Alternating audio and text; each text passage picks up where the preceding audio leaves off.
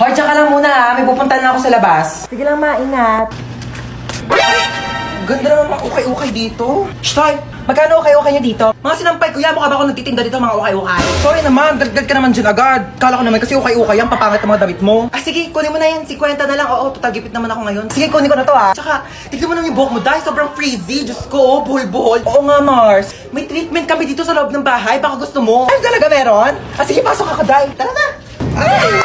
Ay, Mare, thank you ah. Uwi na ako. Thanks. Oh my gosh, I'm so pretty.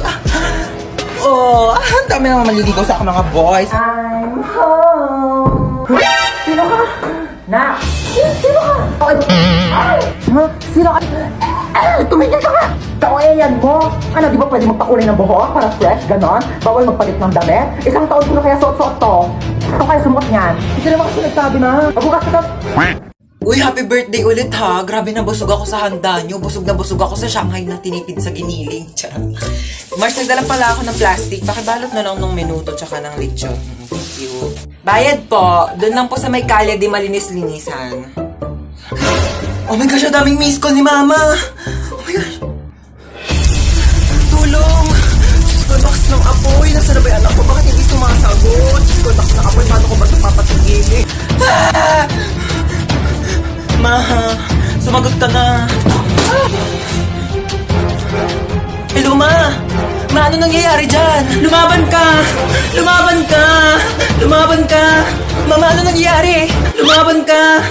Ay, andyan ka pa pala. Oo, nanonood ako ng TV. Ayan, naglalaban-laban sila. Lumaban ka! Ba't ang dami mong miss call, Ma? Ah, oo, miss call. Oo, tinatry ko kasi kung gumagana pa yung Andy Colentes na pinaloadan ko doon kila Bebang. Oo, gumagana pa pala.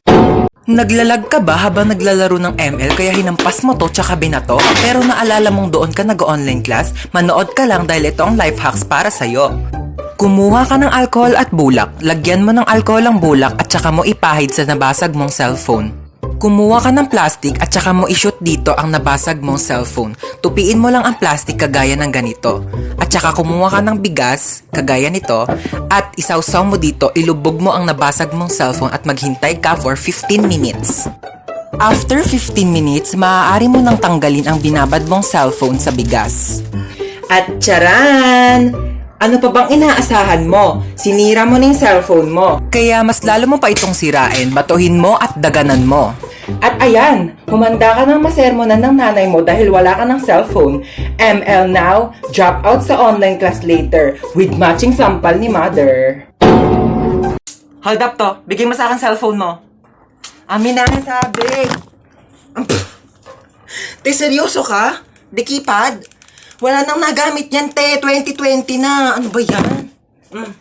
Vivo Y11 touchscreen. Sa'yo na lang. iPhone 11 Pro Max, gusto mo? Eh, gusto mo pala ko na lang sa itong keypad mo. Ito talaga, napaka-arte. Gamitin mo na yan. Pati nga ang wallet mo. Tignan. Binching ko. Ano mabibili mo dito? Isang butil ng bigas? 1,000. Lagyan natin sa wallet mo. Para naman kapag may nang-hold up sa'yo, may mapakita ka namang pera. Pati nga ang bag mo. Tignan mo, walang laman. Buti na lang may laptop ako dito. Sa'yo na lang. Para naman may magamit ka pang online class. At saka, kita mo yung bahay na yon? At yung susi ng bahay nila, doon ka na tumira. Huwag ka magpasalamat sa akin, nakaw ko lang din yan. Hi guys! So ayun, lalayas na po ako dito sa bahay namin. Nagka-problema po kasi kanina. Meron kasing spaghetti sa lamesa namin. Pinaiwan lang pala yun ng kapitbahay namin. Tapos, nung babalikan na nung may-ari, wala na doon yung spaghetti sa lamesa. Tapos ako yung sinisisi nila, kinain ko daw yung spaghetti. Sabi ko, bakit ko kakainin yung spaghetti na yun? Eh, hindi naman ako mahilig doon. Aray! Ba't naman nananakit? Oo, alam kong kidnap to. Kaya nga sumama ako kasi ayoko na sa bahay. Ay! Oh my gosh, bestie, nakidnap ka din? Oh my God! Lo! Bakit nandito ka? Kinidnap nyo rin to?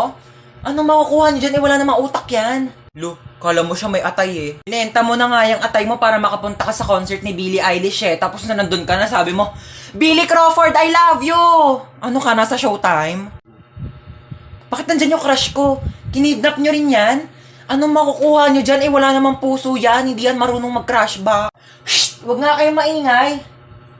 Ala, hindi ko pala nadala yung two-piece ko. Baka magpa-pool party. Lo, di ka kasama. Mangingitim yung tubig sa dami ng libag mo. Mag-business na lang tayo doon. Magbenta tayo ng liver aid para healthy yung mga atay bago ibenta ng mga sindikato. Manahimik na kayo kung gusto niyo pang mabuhay. Naku kuya, mamamatay na rin ako sa lakas ng putok ng katabi ko. Magpabango ka nga. Shh! Takas na tayo. Ayoko, baka magising pa yan. Lagot tayo. O sige, maiwan ka dito. Uy, wait lang. Sige na nga. Nakakatakot naman dito. Ang dilim. Nahiya naman yung kilikili mo, te. Mas madilim pa nga dyan eh. Tara na. Hold up to. Oh, hold upper naman ngayon. O, kunin mo na tong kasama ko. Naiirita na ako sa pagbumuka na ito eh. Umayos kayo. Puputokan ko kayo ng barel. Ay, sana all may ipuputok. Sana all ka dyan. Ang lakas nga ng putok mo eh. Nahiya na yung Bulkang Taal sa'yo. Yung Bulkang Taal nga nanahimik na yung kilikili mo. Nanlalaban pa din eh. Kami na yung cellphone mo. Hala, yung cellphone mo, te. Hayaan mo siya. Installment lang naman sa home credit yun. Tsaka di pa yung bayad. Uy, may dadaan na sasakyan. Kuya, pasakay kami. Uy, kuya, thank you ah. Alam mo ba, tumakas lang kami sa kidnapper at saka may nakasalubong pa kaming hold-upper. Teka, parang familiar yung upuan ko. Oh, andito rin yung mga kasama nating nakidnap. Nakatakas din kayo? Hi guys, welcome back. Ay, hello po. Welcome po sa repair shop. Ano po sira niyang cellphone nyo? Naglolo ko yung messenger. Patingin nga po ako ng cellphone nyo. Parang wala naman po ako nakikitang problema dito sa messenger nyo. Parang ikaw po yung may problema. Ayaw kaya nilang ka-chat? Tagal mo break time, nagugutom na ako. Hello po, ano po sira ng cellphone nyo? Pinakailaman ng anak nyo, naging Korean yung language. Hindi nyo alam kung paano ibalik. Anong brand nito? Oppo. Oppa na siya ngayon. Ito lang yan, madam. Ayan o. Pindutin mo yung settings, tapos hanapin mo yung airplane mode. Pag nakita mo na yung airplane, pindutin mo yan, sakyan nyo yan, lumipad kayo papuntang Korea. Doon kayo magpaturo. Di ako Korean. Saka. Ay, anong sira na cellphone mo? Naghahang. Nako, madali lang yan. Pindutin mo lang itong lower volume tsaka power button. Ayan, pag namatay na siya, ipalibing mo na condolence. Opo, kayo po yung bumili ng phone dito kahapon. Buong araw na may tumatawag na unknown number. Naku, baka yan yung may-ari ng cellphone na yan. Palitan mo na SIM card yan. Nagbebenta kami ng Globe Smart. Ano nangyari dyan sa pasyente? Naputulan ng paa? O sige, pasok niyo na agad sa emergency room. Operahan na natin yan agad, ha? Oh, ano nangyari sa'yo? Naputulan ka ng paa? Diyos ko! Ipahid mo tong mga to. Inumin mo tong pinakulong oregano. Inumin mo tong efficacent oil. Ay, ipahid mo lang pala yan. Dahon. Eto sukli mo, be. Thank you po. Hala, sobra ng piso yung sukli. Ibalik mo na yung sobrang piso sa tindera. Naku, wag mo nang ibalik yan. Piso na lang naman na yan. Ibabalik mo pa. Alam mo, kahit piso lang yan, malaking bagay na yan sa tindera. Kaya ibalik mo na. Alam mo, kahit saan ka pumunta, may mapupulot kang piso sa daan. Tsaka wag kang magmalinis. Kala mo naman, hindi ka kumupit ng piso sa nanay mo pag tulog. Okay lang, at least piso lang yung kinupit ko. Ikaw nga nagnakaw ka ng 1 milyon sa bangko para mabili mo si Dua Lipa. Tapos yung dumating sa'yo, si Berta ng Pepito Manaloto. Shh! Manahimik na kayong dalawa. Nakapag-desisyon na ako. O ano, ibabalik mo na ba yung piso sa tindera? Hindi niya na yan ibabalik. Piso lang naman yan eh. Tao po, ate. Ay, ba't bumalik ka? Te, kulang pa po ng 1,000 yung sinukli nyo. Hoy, mamamalengke ako. Bantayan mo tong kapatid mo, ah. Ano ba yan? Ang kulit-kulit niyan, eh. Sige na nga, bilisan mo, ah. Psst. Sabi ko, psst. Bingi ka ba? Bakit ba? Laro tayo tago-taguan. Ayoko ng taya-tayaan kasi magaling ka manghabol. Manghabol sa taong di ka naman gusto. Ano ka, aso? Ah! Magtago ka na nga. Nandidilim paningin ko sa'yo, ah. Sige.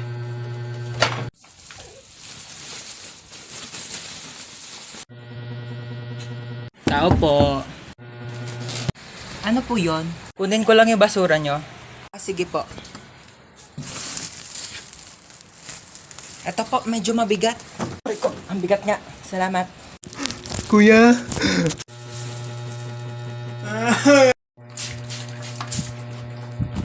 Ayun, buti na lang bukas pa kayo. Ay, hindi po. Nagliligpit na po ako kasi magsasara na kami within 5. Meron kayong pizza dito? Malamang pizza shop to.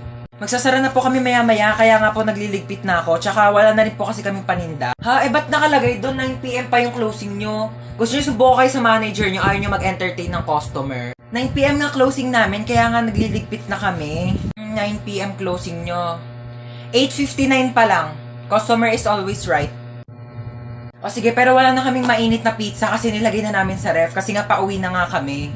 So ano, yung customer yung mag-a-adjust, papakainin mo ko ng tira-tira. Lutuan mo ko ng bagong pizza, gusto ko yung mainit. Ngayon na. Ito na po yung pizza nyo. Cute. Ba't walang drinks? Di ba matik na yun? Di ba kayo tinuruan ng manager nyo? Siyempre, pag may solid, may liquid. Gusto mo gawin kitang gas para kompleto na solid liquid gas, papakulan kitang gas na mag-evaporate ka. Hoy, magpaliwanag ka nga sa akin. Tumawag yung teacher mo, nagsi-cellphone ka daw habang nasa klase. Sinong ka-text mo? Seryoso ka? Tinatanong pa ba yan? Ano, magpapalusot ka na naman? Huling-huli ka na nga? Eh malamang text ka ng text sa akin habang nasa school ako, tapos pag di kita re-replyan, tatadtarin mo ko ng call. Malamang may karapatan ako i-text yung anak ko para kamustahin yung lagay niya sa school. Hindi pa nga ako nakakaalis ng bahay, nagte-text ka na tapos di pa ako nakakarating ng school, may text ka na agad. Huwag kang lumayo sa usapan, bakit ka nagse-cellphone sa klase? Eh kasi nga nagte-text ka, kaya re-replyan ko. Ganto na lang, di na lang ako magdadala ng cellphone para di na magsabi yung teacher na nagse-cellphone ako sa klase. Hindi ka magdadala ng cellphone mo, para ano? Para di kita makontak? Tapos ano, magagawa mo na lahat ng gusto mo, magiinuman kayo ng mga kaibigan mo? Sumugot ka! Eh di, magdadala na lang ako ng cellphone, pero wag ka na lang mag-text habang nasa klase ako para di ako sabihan ng teacher na nagse-cellphone sa klase. So ano, tinatanggalan mo na ako ng karapatan maging nanay mo? Hindi na kita pwedeng kontakin, ha? Sinisigawan mo na ako, sinasagot-sagot mo na ako. Ite-text ko na lang sa'yo! Wala, nakalimutan ko kunin yung buy one take one na shampoo doon. Dito ka lang ha, babalik ako agad. Alam mo, huwag ka na umalis. Wala akong pambayad niyan. Ano ka ba? Saglit lang ako. Tsaka tignan mo haba pa ng pila, oh. Ha? Sige na. Ah.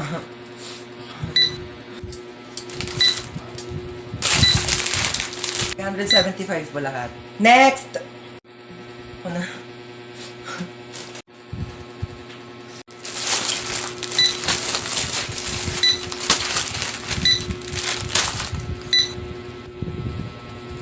Ma. Okay na lahat. Okay na po. Kumuha po kasi si mama ng shampoo. Magkano po yan lahat? 2,750 pesos and 25 cents. Oh, 2,700. 2,000. 25 cents lang po meron ako.